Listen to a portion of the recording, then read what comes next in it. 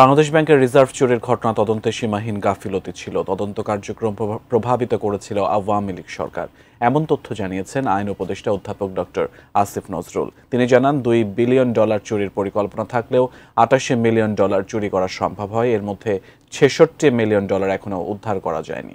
আরিফ জামাল জানাচ্ছেন বিস্তারিত। রোববার বাংলাদেশ ব্যাংকে 2016 সালে হওয়া রিজার্ভ চুরির ঘটনা পর্যালোচনা করতে গঠিত উচ্চ পর্যায়ের কমিটির প্রথম সভা হয়। গত 12 মার্চ আইন উপদেষ্টা অধ্যাপক ডক্টর আসিফ নজরুলকে সভাপতি করে 6 সদস্যের ওই কমিটি গঠন করা হয়। সভা শেষে সচিবালয়ে এক ব্রিফিংয়ে আইন উপদেষ্টা জানান, কমিটি রিজার্ভের চুরি হওয়া বাকি টাকা উদ্ধার কার্যক্রম আরও গতিশীল করা, বাংলাদেশের যারা জড়িত তাদের বিরুদ্ধে ব্যবস্থা নেওয়া সহ বিভিন্ন সিদ্ধান্ত নিয়েছে। উপদেষ্টা অভিযোগ করেন, রিজার্ভ চুরির পর সিআইডিকে সঠিকভাবে তদন্ত করতে দেয়া হয়নি। এটার তদন্ত করতে গিয়ে তৎকালীন সরকারের আমলে সীমাহীন গাফলতি করা হয়েছে।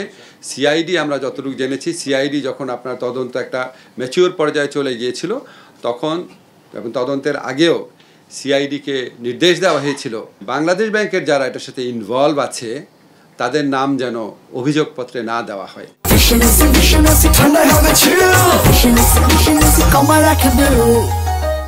রিজার্ভ চুরিতে বাংলাদেশের কারা জড়িত এমন প্রশ্নের জবাবে আইন উপদেষ্টা বলেন, ডক্টর ফরাসউদ্দিনের নেতৃত্বে গঠিত তদন্ত কমিটির রিপোর্টে অনেকের নাম ছিল। কেন্দ্রীয় ব্যাংকের তখনকার গভর্নর ডক্টর আতিউর রহমানের বিরুদ্ধেও গণমাধ্যমে বিভিন্ন অভিযোগ এসেছিল।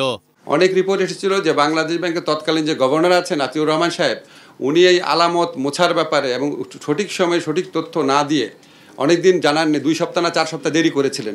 এক প্রশ্নের উত্তরে আইন উপদেষ্টা জানান, 5 আগস্টের পর হওয়া বৈষম্য বিরোধী আন্দোলন সংক্রান্ত মামলায় যাদের জামিন হয়েছে তাদের প্রায় সবাই হাইকোর্ট থেকে আগাম জামিন নিয়েছেন। এছাড়া এ পর্যন্ত 7,184টি রাজনৈতিক হয়রানিমূলক মামলা প্রত্যাহারের সুপারিশ করেছে আইন মন্ত্রণালয়, জানান তিনি।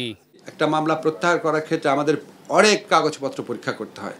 অনেক সময় এমন মামলা আসে যেই মামলা আসলে রাজনৈতিক হয়রানিমূলক না, এবং অনেকে অনেকভাবে নাম ঢুকিয়ে দেয়। এগুলি প্রতিনিয়ত আমাদের আইন মন্ত্রণালয়ের কর্মকর্তা এবং স্বরাষ্ট্র মন্ত্রণালয়ের কর্মকর্তারা ওনারা প্রতিনিয়ত এটা আপনার খতিয়ে দেখছেন। অনেক কাগজপত্র ডিল করতে হয়। অন্তর্বর্তী সরকারের সময় ছাড়া পেলেও সুইডেন আসলাম সহ চিহ্নিত সন্ত্রাসীর অনেকেই আওয়ামী লীগ সরকারের সময়ে জামিন আদেশ পান, জানান আইন উপদেষ্টা। যে সুইডেন আসলাম যে মুক্তি পেল, তাকে কে জামিন দিয়েছে? সে তো অনেক আগে জামিন পাওয়া ছিল।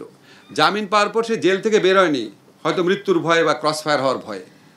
আরিফ জামাল, এটি নিউজ, ঢাকা।